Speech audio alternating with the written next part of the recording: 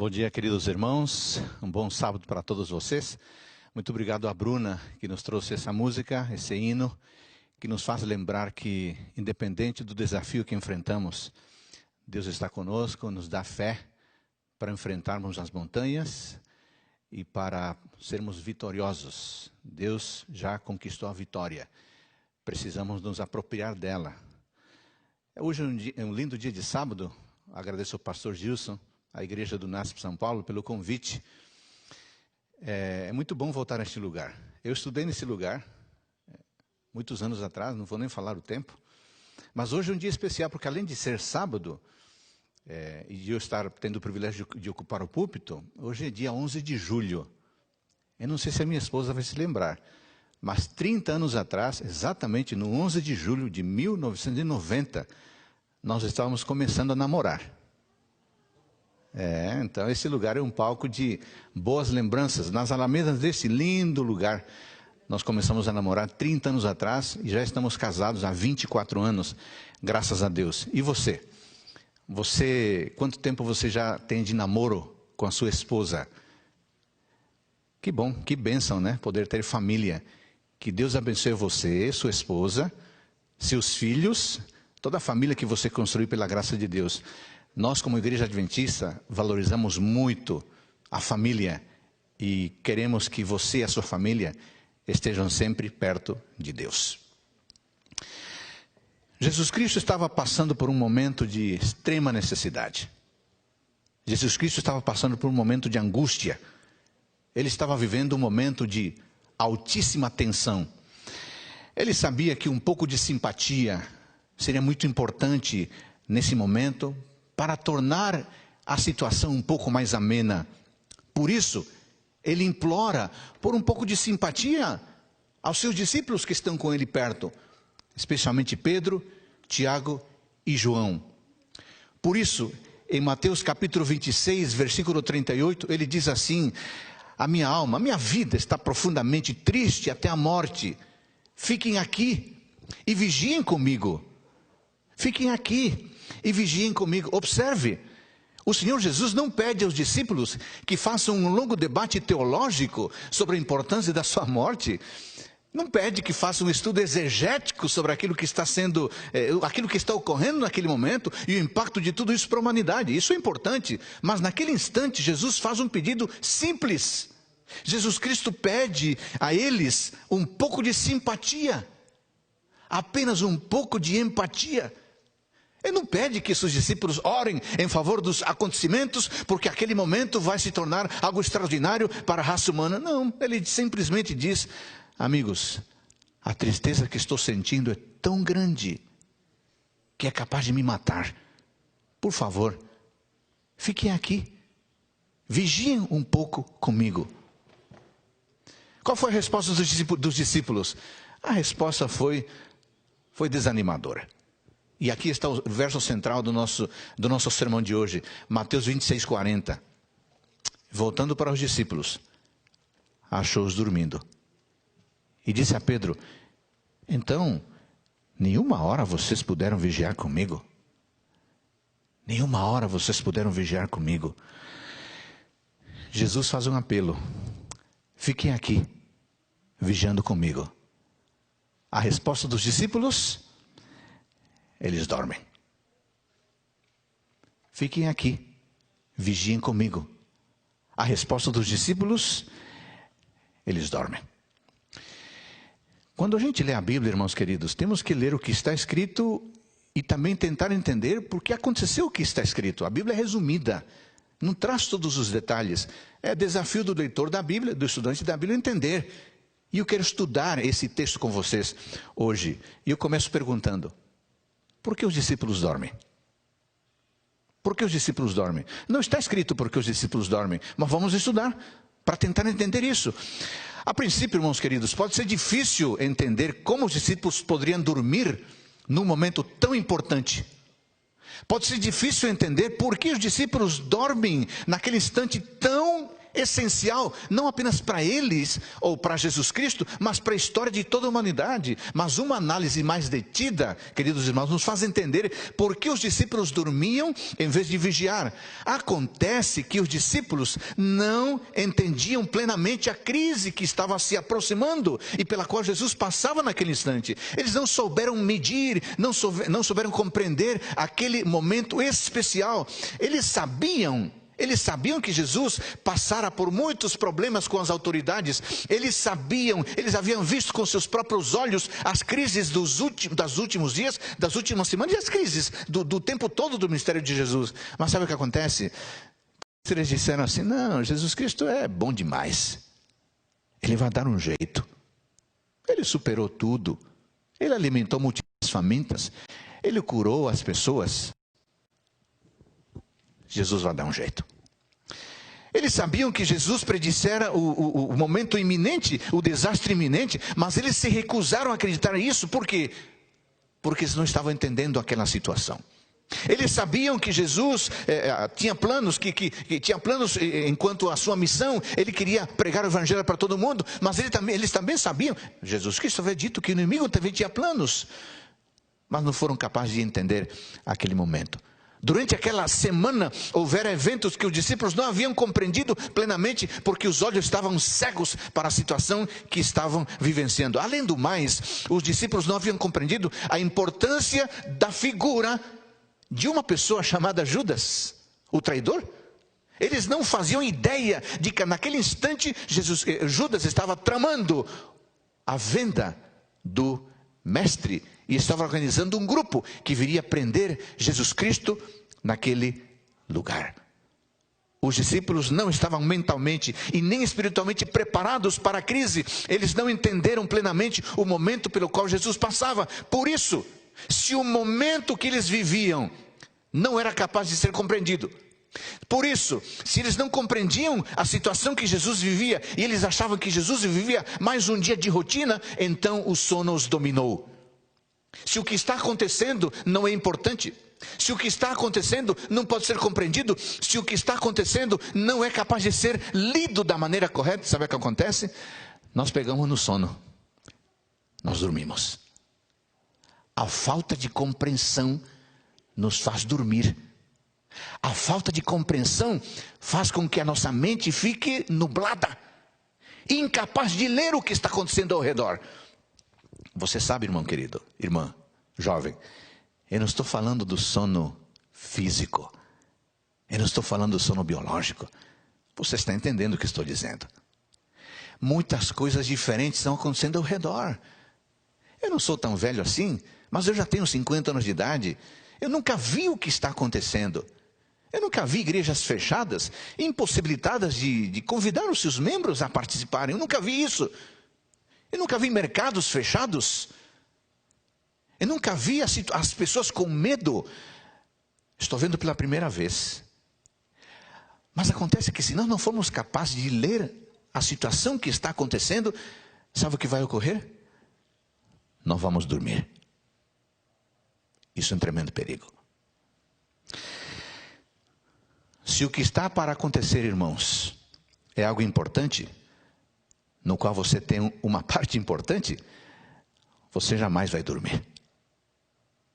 Se o que está para acontecer é iminente, é essencial para a sua vida, e você tem uma parte importante nesse acontecimento, sabe o que vai ocorrer? Você não vai pegar no sono nenhum segundo, porque você sabe que aquele instante é essencial para a sua vida. Imagine você se está para esperar uma pessoa querida, um familiar que vai chegar. Ele diz: eu vou chegar entre tal e tal hora, por favor me espere. Se essa pessoa é importante para você, se o encontro com essa pessoa é importante para você, você acha que você vai dormir? É claro que você não vai dormir. Agora, se o evento não é importante, se a pessoa não é importante, você dorme. Mas ao contrário, se o evento é importante, se a pessoa é importante, o sono vai embora, você se torna ágil, você se torna desperto, você está na expectativa, você se prepara e você prepara as pessoas que estão ao seu redor. Os discípulos deixaram transparecer um problema sério, irmãos. Eles não souberam fazer uma leitura correta da realidade, eles não souberam dimensionar o que estava acontecendo, porque se eles soubessem o que estava acontecendo, se a percepção que eles tivessem da realidade estivesse correta, eles jamais teriam dormido. Jamais teriam decepcionado o seu mestre. Deixa eu perguntar para você. Está você fazendo uma leitura correta na realidade? Está você entendendo o que está acontecendo ao seu redor? As igrejas, os sites, os portais, os blogs cristãos estão cheios de pregações apocalípticas, de pregações escatológicas. Será que isso não diz algo para você? Ou você continua achando que está tudo como antes estava? Eu devo admitir o seguinte: nos últimos 3 ou 4 meses, eu ouvi mais pregação escatológica do que eu ouvi nos últimos 30 anos. Isso é impressionante. É impressionante. As pessoas reclamavam nos cultos presenciais, quando o sermão passava dos 40, 45 minutos. Hoje as pessoas ficam grudadas no sermão de 2 horas e estão atentas. As pessoas ficam em vigília das 6 à meia-noite, das meia-noite às 6, não reclamam, estão lá aprendendo. E você acha que está tudo normal? Se você acha que está tudo normal, é porque você não está fazendo uma leitura correta da realidade. Esse foi o problema dos discípulos. Se o que está para acontecer não tem importância, eu vou dormir. Dias atrás eu fiquei impressionado ao ouvir a resposta de um pastor, numa programação religiosa. Perguntaram para ele: pastor, qual a sua opinião sobre os últimos acontecimentos, sobre Covid-19, sobre pandemia, sobre quarentena? O que o senhor acha? A resposta me deixou estarrecido. Ele disse assim: isso não significa nada. O que importa é a pregação do Evangelho. Eu fiquei pensando, isso não significa nada. Será que esse colega pastor está cego diante do que está acontecendo? Será que ele não leu Mateus 24, que fala de sinais no mundo natural, sinais no mundo político, sinais no mundo religioso? Será que não foi capaz de perceber isso? Aí está o problema. Aí está o problema. Tem um extremo de achar que agora a vida é catastrófica e que tudo é catastrofismo. Mas tem um extremo também do sujeito que observa e diz: não, isso é normal. Quem faz uma leitura errada na realidade, assim como os discípulos, vai dormir. E o pior, vai se perder. Jesus ficou triste. Mas sabe de uma coisa? Os discípulos dormindo é claramente uma maneira de trair Jesus. Eu fico pensando que seria um crime sério punido com a morte se um soldado naquela época, uma sentinela, se colocasse a dormir no posto. Naquela época e hoje também.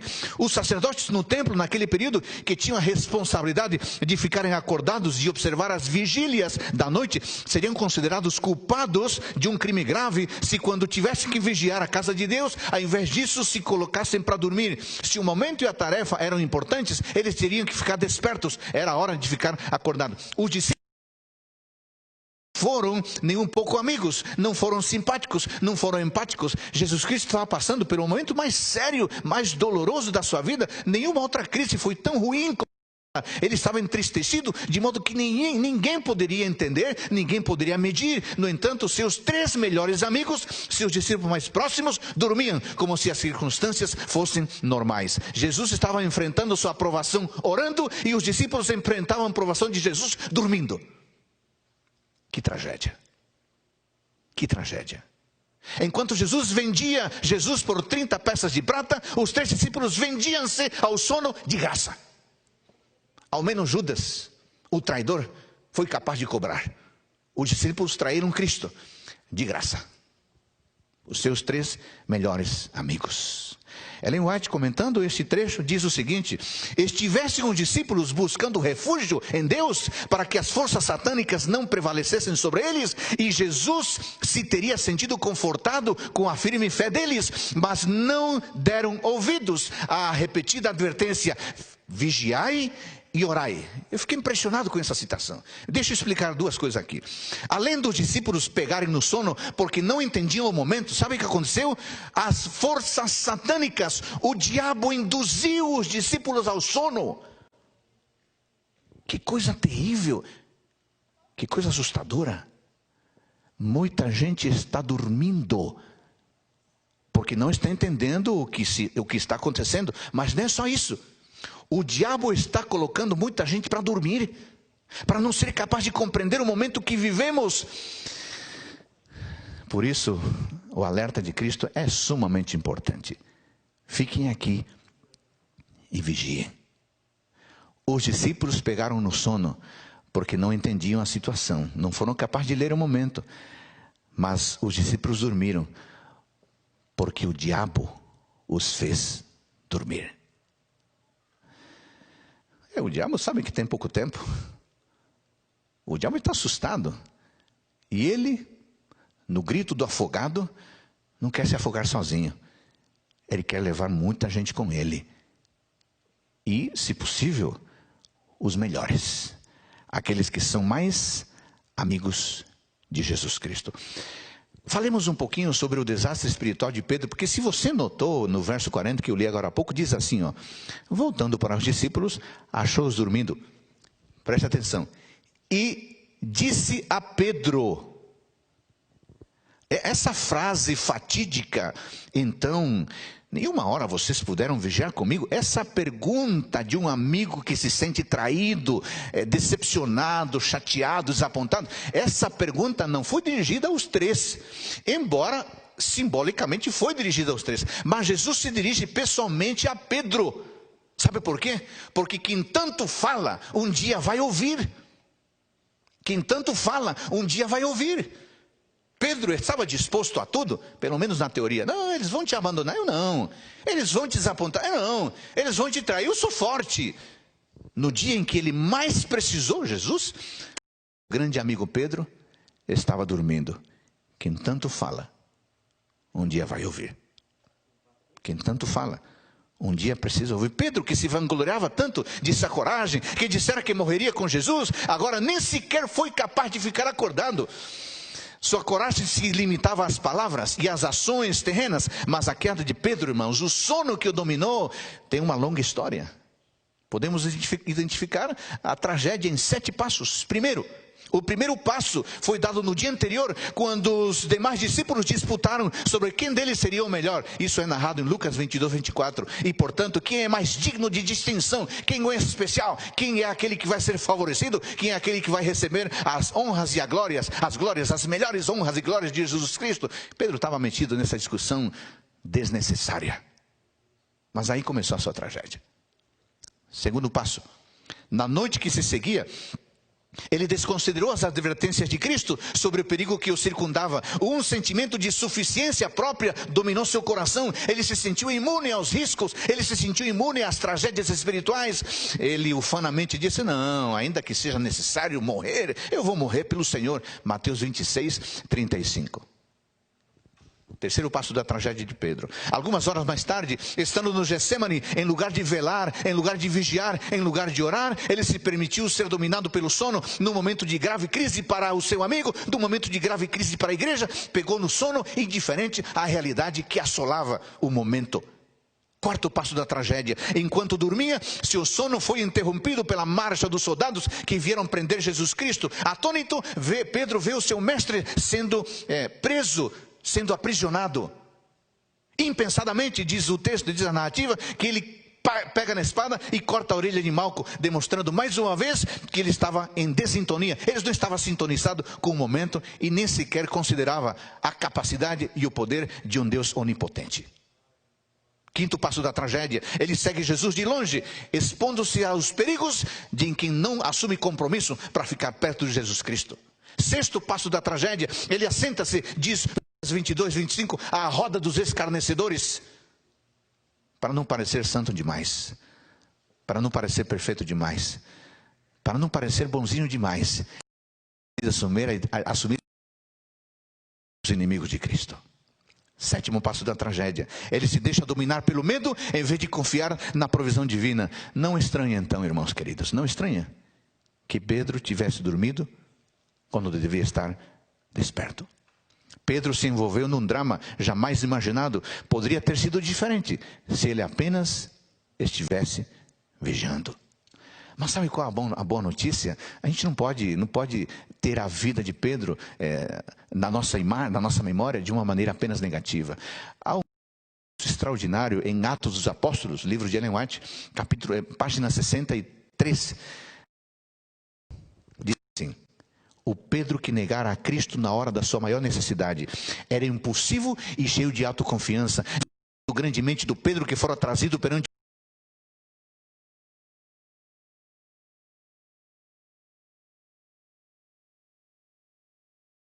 e sem confiança em si mesmo, estava cheio do Espírito Santo, e pelo auxílio deste poder, estava resolvido a remover a mancha de sua apostasia, honrando o nome que repudiara. Que bênção, né? Todos nós temos a chance de ficar despertos, depois que Cristo nos pegou dormindo. Mas atenção, queridos irmãos, os discípulos dormindo é uma analogia do estado da igreja. Os discípulos dormindo é uma analogia daquilo que pode acontecer com você e comigo. Claro, o que está escrito na Bíblia, para o nosso ensino foi escrito. O que tem a ver você, eu, nós, com Pedro, Tiago e João dormindo? Tudo a ver. Os discípulos dormindo é uma analogia do estado de igreja. Os discípulos dormindo é uma analogia daquilo que pode acontecer com você e comigo. Sim, irmãos queridos, os 3 discípulos tornaram-se um exemplo do que pode acontecer à igreja. A igreja adventista do 7º dia. O sono deles ilustra muitas vezes aqueles que, tendo intimidade com Deus, dormem na hora que deveriam ficar acordados. O sono dos discípulos nos ensina que, mesmo sendo escolhidos, presta atenção, o sono dos discípulos nos ensina que, mesmo sendo escolhidos, mesmo tendo intimidade com Cristo, mesmo tendo caminhado com Ele durante 3 anos e meio, no caso deles, algumas vezes não temos a graça suficiente para vencer os tempos de provação, não temos a graça suficiente para reconhecer a ameaça e as crises que nos rodeiam. É importante que você pare. Depois de 3, 4 meses de um mundo que virou de pernas para o ar, é importante que você pare, que você analise sua vida, que você faça uma autoavaliação. Como é que você tem vivido? Como é que a sua família tem vivido? Já se passaram mais de 100 dias em que o mundo nunca mais foi o mesmo, não voltará a ser o mesmo. Aliás, o mundo não é o mesmo desde o pecado de Adão e Eva. O mundo é cada vez pior. Mas depois de fevereiro deste ano, o mundo ficou um pouco pior ainda. O que fazer? Talvez você já perguntando, pastor Adolfo, eu já vi essa autoavaliação. Eu estou preocupado, O que eu faço? A Bíblia tem resposta para tudo. E a resposta para essa pergunta, o que eu faço? Está no verso 40. No verso 41. Vigiem e orem, para que não caiam em tentação. Vigiem. Essa é a primeira resposta. O que é vigiar, irmãos? Na Bíblia, vigiar tem diversos significados, dependendo da palavra usada. Mas aqui em Mateus 26, 41, a palavra vigiar, do grego gregoreo, significa estar desperto. Significa estar alerta. Significa estar o tempo todo vigilante. Significa estar atento ao que está acontecendo ao redor. Jesus Cristo diz para os discípulos que se eles quisessem vencer a tentação, precisavam estar vigilantes, deveriam estar acordados. É claro que é necessário ficar acordado do ponto de vista biológico, para ter condições de raciocinar, para ter condições de escolher, para ter condições de não ser enganado. Seria muito fácil alguém tramar algo contra nós se nós estamos dormindo. Seria muito fácil alguém nos enganar em algum negócio se nós estamos dormindo. Todavia, uma pessoa pode estar acordada fisicamente, biologicamente, e ainda assim sucumbir à tentação. Por isso, o que o texto está dizendo não está se referindo ao sono biológico, ao sono físico, porque uma pessoa pode estar fisicamente atenta, mas isso não garante que ela vença a tentação. Sabe por quê? Porque vencer a tentação, ser vitorioso sobre a tentação, não é uma questão física. Ser vitorioso sobre a tentação é uma batalha espiritual. A pergunta é, eu sei que você pode estar desperto fisicamente, mas a pergunta é, está você desperto espiritualmente? Está você desperto espiritualmente? É por isso que Jesus Cristo diz aos discípulos que se permanecessem espiritualmente vigilantes, se estivessem com a mente e o coração alertas, se estivessem com a mente e o coração vigilantes, a tentação seria derrotada. Mas os discípulos não conseguiram ficar acordados, os discípulos não conseguiram ficar fisicamente acordados e, consequentemente, não conseguiram ficar espiritualmente acordados. E por causa disso foram derrotados. Cristo disse, vigiem. Observe, é um imperativo. É uma ordem. Jesus Cristo não está dando opção. Se vocês quiserem, pode vigiar. Olha, eu vou dar uma sugestão. Olha, eu vou dar um conselho. Não, isso é um imperativo. É um imperativo categórico. Vigiem. Vigiem. Fiquem alertas. Eu não posso, irmão, nem você, nem eu, nenhum de nós pode querer estar seguro espiritualmente se não estivermos alertas. Mas não tem outra opção. Não tem outra opção. Você quer vencer a tentação? Você quer estar em pé, com a sua coluna ereta diante dos momentos em que estamos vivendo? Vigie. Não, mas não tem outra opção. Não tem outra opção. A opção é vigie. Esteja alerta, esteja despertado. Quando Cristo diz vigiem, Ele está dizendo o seguinte: fiquem atentos, não sejam negligentes, não sejam indolentes, porque se vocês forem negligentes, se vocês forem indolentes, vocês serão destruídos repentinamente. Quando Jesus Cristo diz vigiem, Ele está dizendo o seguinte: não se enganem, os tempos em que vivemos são maus. Pode parecer que se a economia melhorar, se o nível do emprego melhorar, se os dirigentes forem outros, se a vacina for encontrada, tudo vai ser melhor. Não, não se enganem. A vacina será encontrada, talvez a economia vai melhorar, talvez haverá um melhor dirigente.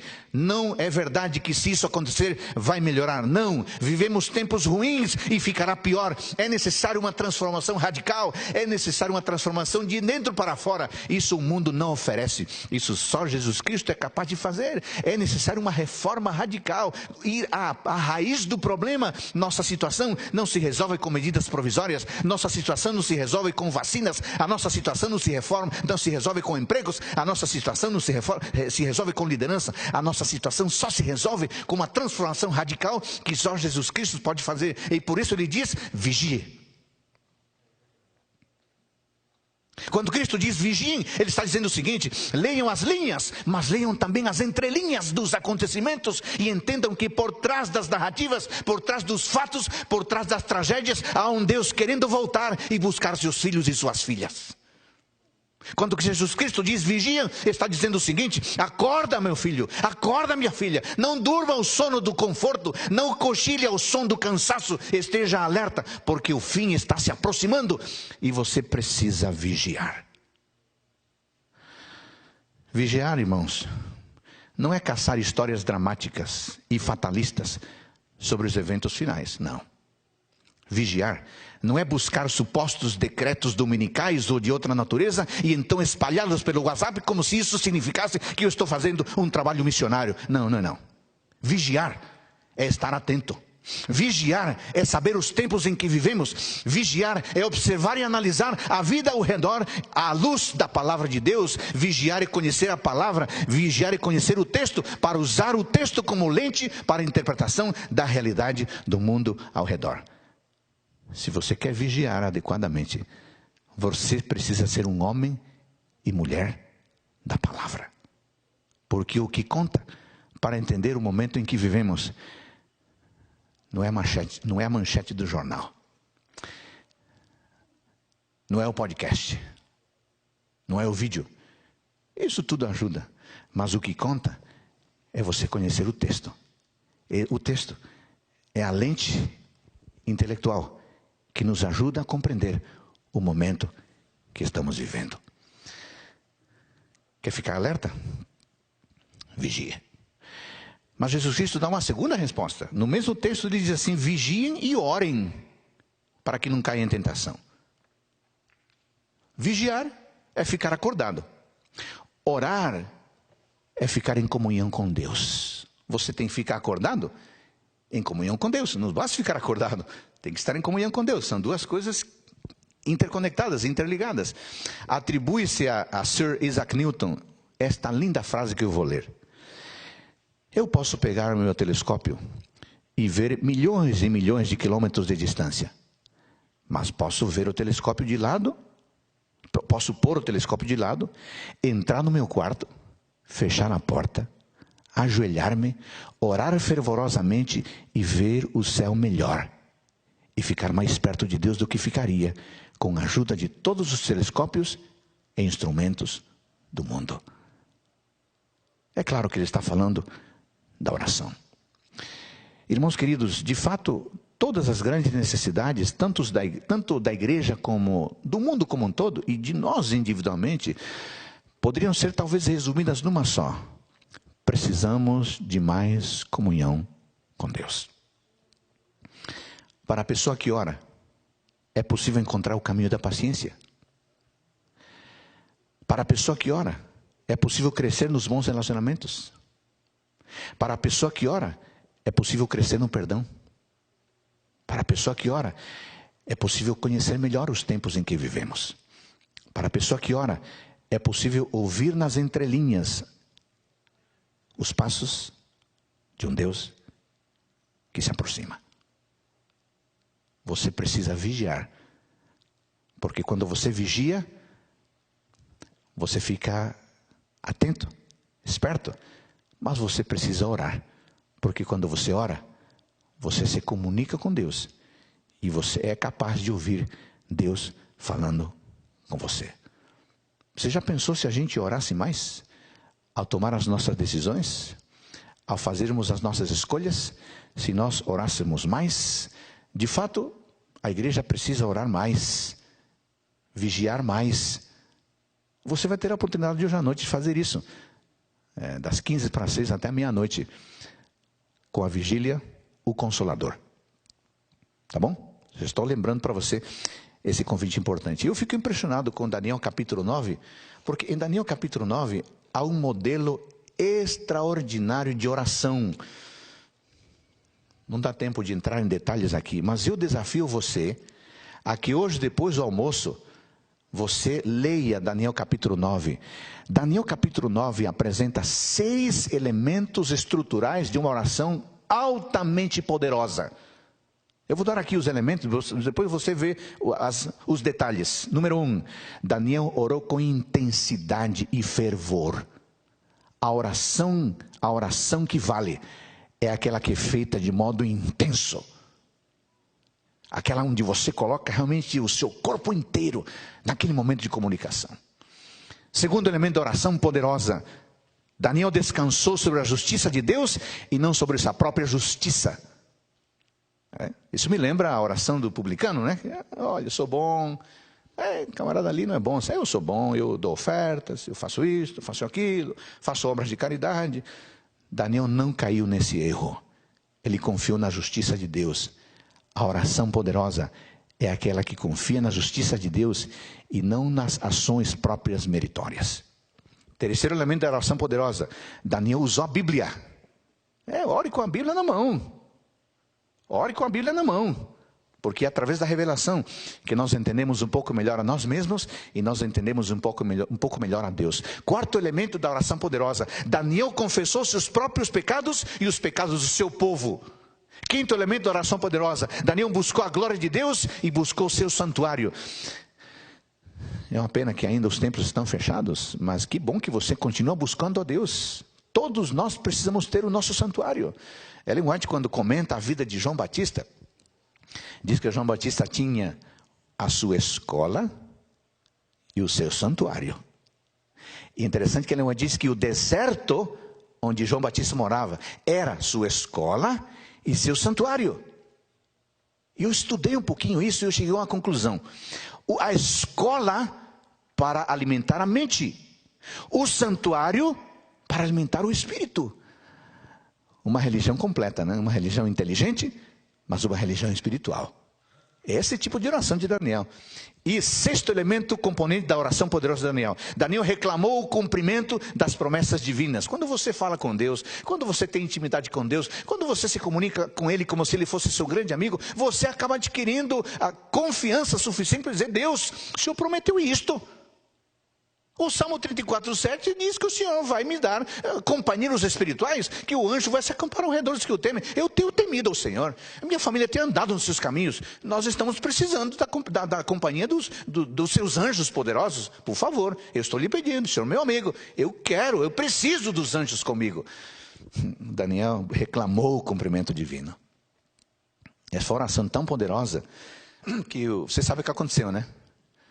O anjo Gabriel veio repentinamente voando e disse: Daniel, quando você começou a fazer as suas súplicas, sabe o que aconteceu? Deus me enviou para responder a sua oração, porque Deus ama muito você, Daniel. Então eu lhe trouxe a resposta. Daniel 9:23. Que espetacular, que extraordinário. Aqui está um modelo de oração, de oração poderosa. Orar com fervor, confiar na justiça de Deus, usar a Bíblia, confessar os nossos pecados, buscar a glória de Deus e implorar o cumprimento das promessas divinas. Quais são os benefícios da oração? São muitos, mas eu queria colocar apenas dois aqui. Primeiro, a oração nos coloca em contato com Deus. A oração nos permite falar com Ele. Isso é fundamental. E em segundo lugar, a oração distribui o poder de Deus. Deus tem muita coisa para nos dar, mas Ele só vai dar essas coisas boas àqueles que conversarem com Ele em intimidade.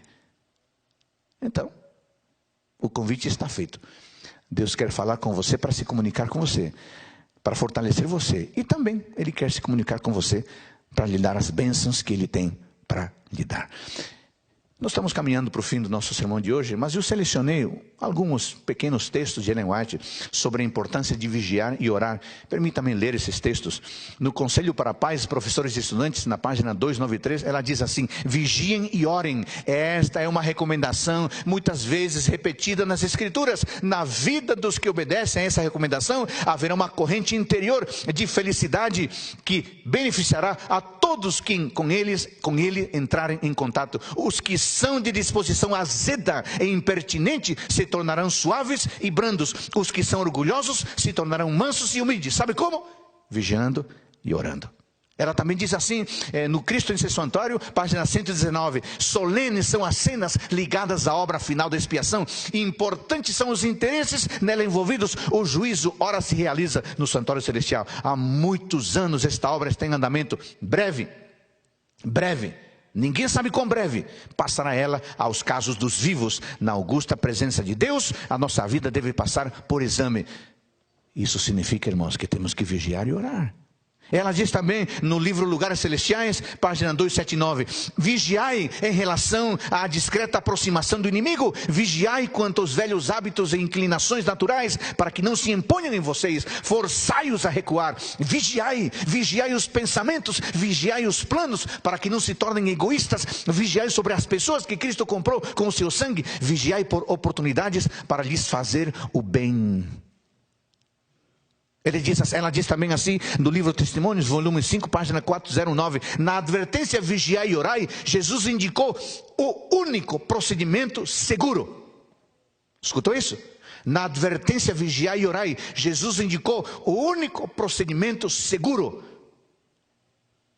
Eu disse no início do sermão que quando Jesus disse para os discípulos assim: vocês não foram capazes de vigiar sequer uma hora comigo. Eu disse que Jesus não tinha pedido que eles fizessem um estudo teológico, e com isso eu não desmereci o estudo teológico. Eu disse que Jesus não tinha pedido para fazer uma exegese, e com isso eu não desmereci a exegese. Eu sou teólogo, sou professor de teologia, não estou desmerecendo isso, mas estou chamando sua atenção, inclusive por isso que Ellen White está dizendo: se quisermos enfrentar bem com a coluna espiritual ereta os dias que vivemos, precisamos fazer mais o seguinte: vigiar e orar. Porque é o ato de vigiar e orar que vai direcionar a nossa compreensão do momento em que vivemos. Ela continua dizendo: conhecendo a sua incansável vigilância, não durmamos, pois o diabo está desperto, está acordado, está tramando contra nós. Como é que nós podemos dormir então, se o diabo está desperto? Ela diz assim no Testemunho Seleto, volume 1, página 340: vigiai e orai por hoje. Vigiai e orai por hoje. Em Deus obtende vitória por hoje. Sabe o que significa isso? O ato de vigiar e orar não serve para amanhã. Ele serve para agora. Não, mas eu vigiei faz 2 semanas. O prazo já está fora de validade. Você tem que vigiar hoje. Você tem que orar agora. Para a vitória de hoje. Não, mas eu fiz uma vigília, pastor Gilson, no mês passado. Não serve mais. Tem que vigiar agora. Vigiai e orai por hoje. Em Deus obtende vitória hoje. E ela diz, as nossas circunstâncias e ambiente, as mudanças que diariamente surgem ao nosso redor, e a palavra escrita de Deus que discerne e prova tudo, estas coisas são suficientes para nos ensinar o dever e o que nos cumpre fazer dia após dia. Quando foi a última vez que você orou? Faz tempo, né? Você precisa voltar, porque os tempos que vivemos são desafiadores. Eu quero terminar, irmãos, chamando sua atenção para alguns pontos bem rápidos. Primeiro, enquanto Jesus Cristo foi vitorioso pelo exercício espiritual, os discípulos foram derrotados por sua preguiça espiritual. Irmãos queridos, os tempos em que vivemos exigem pessoas alertas, pessoas comedidas, pessoas diligentes espiritualmente. Quem está dormindo vai se perder. Número 2, enquanto os discípulos dormiam, a turba que prenderia Jesus Cristo estava bem acordada. Sabe o que acontece, irmãos? Fiquei pensando nisso. Muitas vezes, enquanto nossos inimigos estão bem acordados, nós simplesmente estamos dormindo. Há muita gente, há muitos poderes maquinando mal na surdina, no silêncio. A maldade se espalha rapidamente, as ideologias enganosas se espalham, as práticas pecaminosas proliferam em todo lugar e travestidas de formatos diferentes. Nós não podemos dormir no posto do dever, devemos estar acordados, devemos dar o nosso testemunho. Por isso, irmãos queridos, levemos a sério o nosso testemunho, para que nós mesmos estejamos despertos e ajudemos outros a ficarem alertas. Terceiro ponto, Jesus Cristo fez uma pequena exigência dos discípulos: vigiem 1 hora. Irmãos queridos, Deus é tão bom, Ele é tão compreensivo, é tão simpático, que as exigências dele nunca são mirabolantes, ou dificilmente são mirabolantes. Pode ser que Deus peça a um outro um sacrifício muito maior, mas normalmente Deus pede coisas fáceis, coisas simples. Gente, estou triste, vocês poderiam vigiar comigo? Aí quando ele volta, vocês não poderiam vigiar nem 1 hora. Deus não pede coisas extraordinárias. Deus não pede que você faça sacrifícios mirabolantes. Deus pede que você faça pequenas coisas. O que Ele pede sim, é que você não seja intermitente, que você faça hoje e faça no ano que vem. O que Deus se pede é pequenas coisas, pequenos sacrifícios feitos continuamente. É por isso que Ele quer que a entrega seja diária, Ele quer que a entrega seja constante, Ele quer que a entrega seja persistente. Em quarto lugar, fiquei pensando que até os verdadeiros discípulos de Jesus Cristo têm seu momento de fraqueza. Pastor Adolfo, eu estou tranquilo, eu sou membro de igreja faz 40 anos, eu sou membro de igreja desde o berço, eu nasci na igreja, eu conheço tudo. Cuidado. Pedro, Tiago e João eram os discípulos mais próximos de Cristo, e até eles dormiram. Fiquemos atentos. A Bíblia diz: aquele que pensa estar firme, cuide para não cair. Cuide para não cair. Certamente, se os discípulos tivessem orado, não teriam fugido e não teriam desapontado o seu mestre. E finalmente, enquanto os discípulos fizeram tamanha descortesia com Jesus, Jesus os tratou com ternura. Não lhes desculpou a falha, mas os tratou com bondade e com compreensão. Pode ser que você esteja admitindo que você falhou mesmo, que estava dormindo, mas que você quer ficar acordado, acordada. Que bom que você está tomando essa decisão. E saiba que Jesus não está olhando para você com um olhar de condenação. Ele está olhando para você com um olhar de salvação. Irmãos, deixa eu falar para os juvenis. Eu sei que tem alguns juvenis que são ligados em sermões escatológicos. Garotos de 10, 11 anos. Eu fui professor muitos anos. A minha esposa também foi professora muitos anos de ensino fundamental, nível 2. Deixa eu falar para os meninos e meninas de 10, 11, 12 anos, 9. Deixa eu perguntar para você. Você está vigiando? Você está orando? Você está acordado? Que bom, menino. Que bom, sabe por quê? Porque você está preparado para enfrentar os dias finais da história do mundo. Deixa eu falar para os adolescentes. Você que já tem 14, 15, 16, está no ensino médio. Você está vigiando? Você está orando? Que bom. Porque você está preparado, preparada para os dias que vivemos. Deixa eu falar para os jovens universitários. Você está vigiando? Você está orando? Que bom.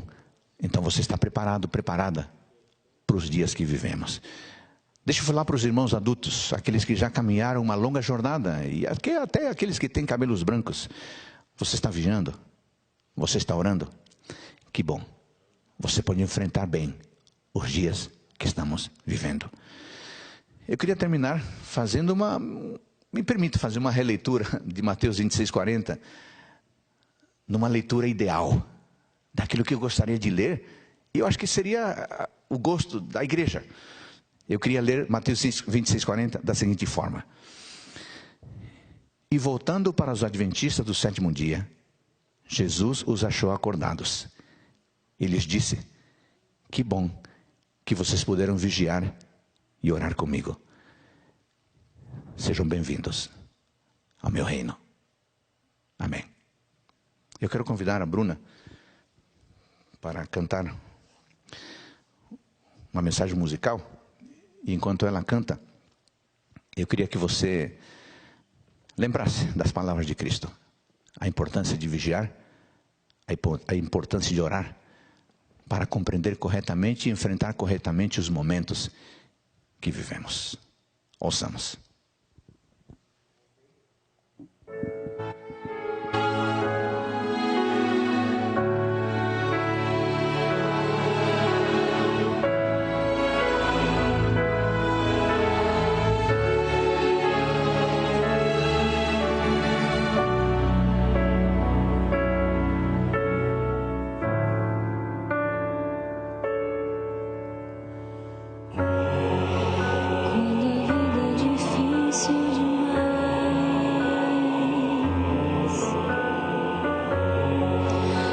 Justiça sufoca o prazer. Venho a Cristo em busca de paz, e nele encontro razão para viver.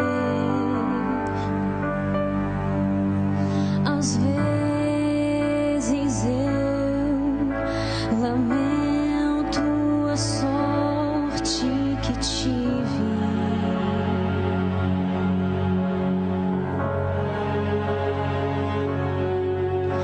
pois vivo em lutas, dores e guerras,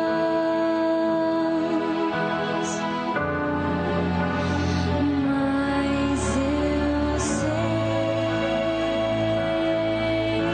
que o meu Redentor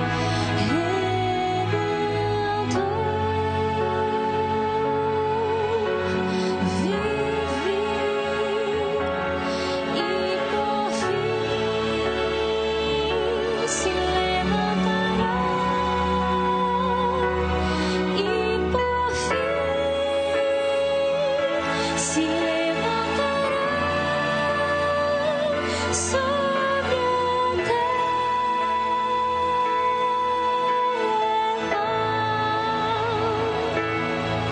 Eu sei que Ele vive, vou vê-lo enfim. Eu sei que Ele vive, Ele vive.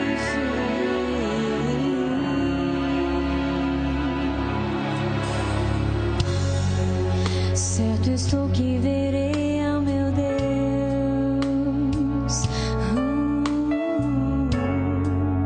Dele vem a justiça do amor. Pela graça que Ele nos deu, Ele é para sempre o nosso Senhor. Ele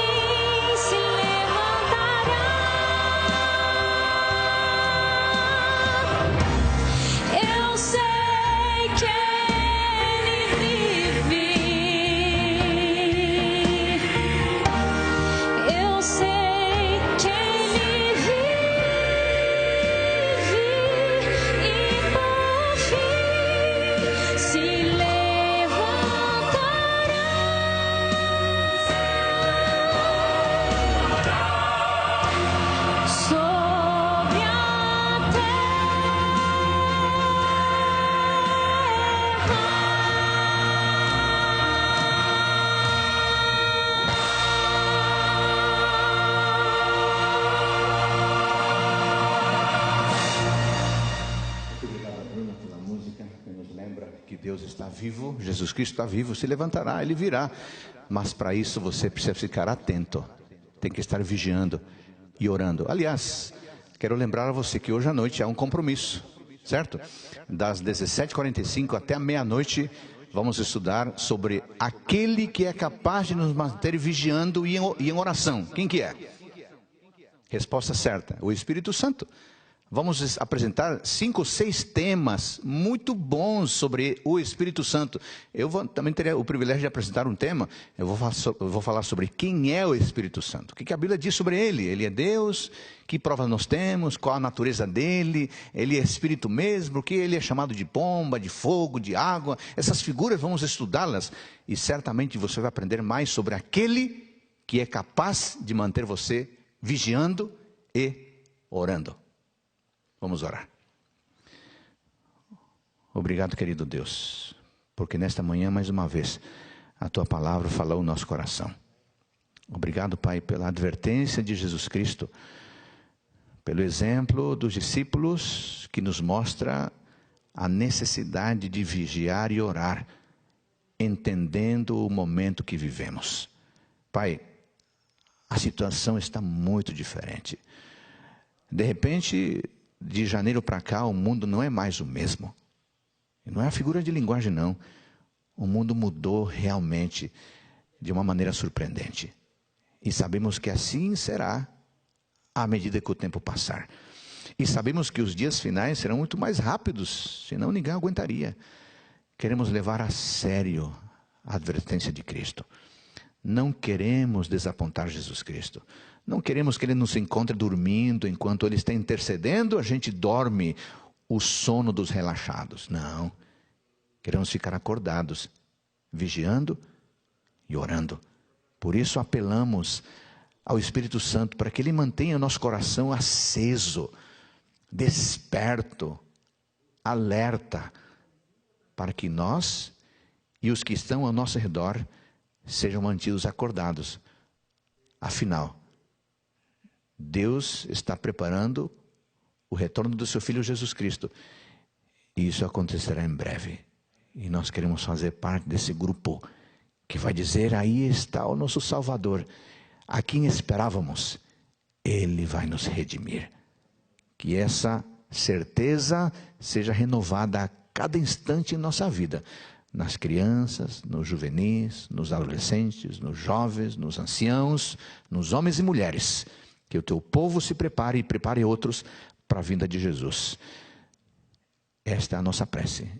E sabemos que o Senhor está ouvindo a nossa oração, porque oramos em nome de Jesus.